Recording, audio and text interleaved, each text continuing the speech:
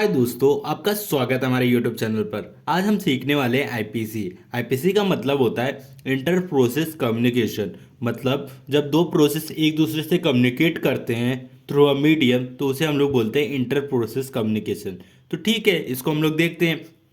Inter process communication हो सकता है, तो वैसे ही इंट्रा प्रोसेस भी कम्युनिकेशन हो सकता है, तो वो हम लोग इस वीडियो में देखने वाले हैं। ठीक है, पहले इंटर इंटर प्रोसेस कम्युनिकेशन देख लेते हैं। तो IPC inter process communication is a mechanism that allow different process to communicate and sync with each other through a medium. ये क्या बोल रहा है? मतलब जब दो या दो से ज़्यादा प्रोसेस एक दूसरे से कम्युनिकेट करते हैं या एक दूसरे से सिंक होते हैं, तो किसके थ्रू होते हैं? एक मीडियम के थ्रू होते हैं। ठीक है, तो वो कौन सा मीडियम है वो देख लेते हैं। The medium are pipe and shared memory. ठीक है, पाइप और शेयर्ड मेमोरी है। तो ठीक है, इसको मैं अच्छी तरह समझा देता हूं तो आपको समझ में आएगा पाइप क्या होता है, शेयर्ड मेमोरी क्या होता है। ठीक है, तो मान लीजिए ये हमारा रैम है। ठीक है, ये हमारा रैम है। रैम में दो प्रोसेस है, P1 P2। ठीक है, और ये हमारा डिस्क है, जिसको हम लोग सेकेंडरी डिवाइस भी बोलते हैं। ठीक है, ये हो गया। अब P1 और P2 को कम्युनिकेट करना है। ठीक है, तो वो लोग कैसे करेंगे? मान लीजिए कोई रिसोर्स इसको चाहिए। ठीक है, एल, ये रिसोर्स P2 को भी चाहिए और P1 को भी चाहिए।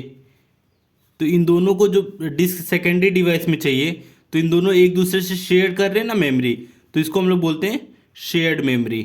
ठीक है, ये हो गया हमारा शेयर्ड मेमोरी। मतलब जहां P1 और P2 दोनों प्रोसेस एक दूसरे से मेमोरी शेयर कर रहे हैं, उस मेमोरी को हम लोग शेयर्ड मेमोरी बोलते हैं। ठीक है, सेम इसी की तरह अगर कोई चीज, मतलब एक वर्चुअल वर्चुअल मेमोरी हम लोग मेमोरी में ही बना दें, जहां से P1 और P2 सेम इसी की तरह मेमोरी शेयर करें।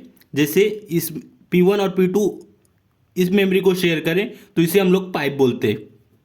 डिफरेंस बस ये होता है कि पाइप रैम में होता है और शेयर्ड मेमोरी सेकेंडरी डिवाइस में होता है। ठीक है, तो अब हम लोग देखते हैं। और ये मीडियम आप देख ही सकते हैं, ये मेमोरी है मीडियम P1 P2, जहां कम्युनिकेट कर रहे हैं और सिंक कर रहे हैं। सिंक का मतलब एक दूसरे से जुड़ जा रहे हैं, कम्युनिकेट मतलब बातचीत करना।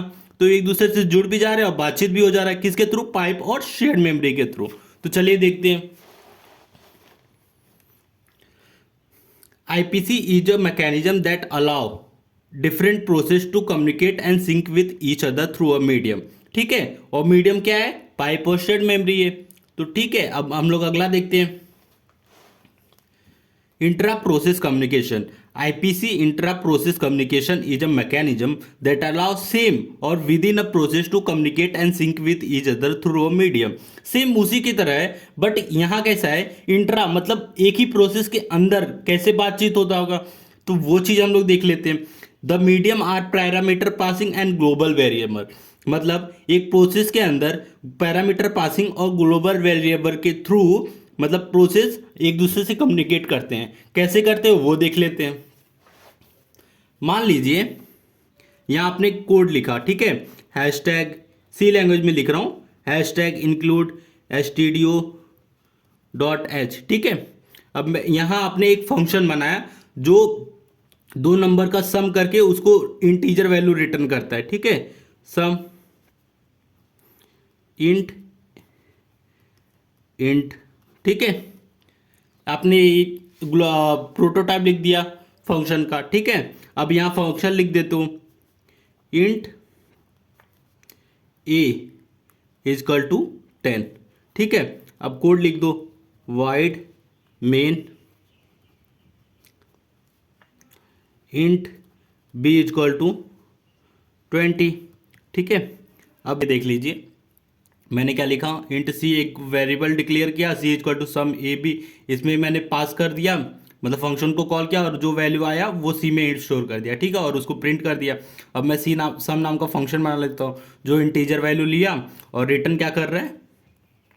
रिटर्न कर रहा है एक्स प्लस वाई। ठीक है, ये हो गया। आप देख सकते हैं, यहाँ देखिए आपको यहाँ दिख रहा होगा कि हम लोग एक ग्लोबल वेरिएबल के थ्रू हम लोग इसको कम्युनिकेट कर रहे हैं, ठीक है। अब सम नम के फंक्शन में ए तो मैंने, ठीक है, लोकल वेरिएबल लिया है, ठीक है। ए हमारा बी हमारा लोकल वेरिएबल, लेकिन ए हमारा ग्लोबल वेरिएबल है, ठीक है। तो बी हमारा ग्लोबल वेरिएबल है, तो जिसे हम लोग दो फंक्शन में यूज कर रहे हैं, एक तो सम नाम का फंक्शन है और एक मेन नाम का फंक्शन है। मतलब दो फंक्शन जो हम लोग बनाए हैं उन दोनों एक दूसरे से सिंक कैसे हो रहा है, ग्लोबल वेरिएबल के थ्रू। एक चीज और है, अब हम यहाँ से आर्गुमेंट पास कर रहे हैं, ठीक है, ये आर्गुमेंट पास कर रहे हैं और यहाँ का हमारा क्या हो रहा है, पैरामीटर आ रहा है, ठीक है। इसको हम लोग एक्चुअल आर्गुमेंट कहते हैं, इसको फॉर्मल पैरामीटर बोलते हैं, ठीक है। तो इसको पैरामीटर पास हो रहा है, कौन पास कर रहा है, ये हमारा आर्गुमेंट पास कर रहा है। तो ये दोनों जो फंक्शन के बीच में जो आर्गुमेंट और पैरामीटर पास हो रहा है, तो ये दोनों एक दूसरे से सिंक है, इसको हम लोग बोलते हैं पैरामीटर पासिंग, ठीक है। तो अब देख लेते हैं कि क्या हुआ। अब हमारे ये प्रोसेस एक ही है, ठीक है, ये हमारा प्रोसेस है।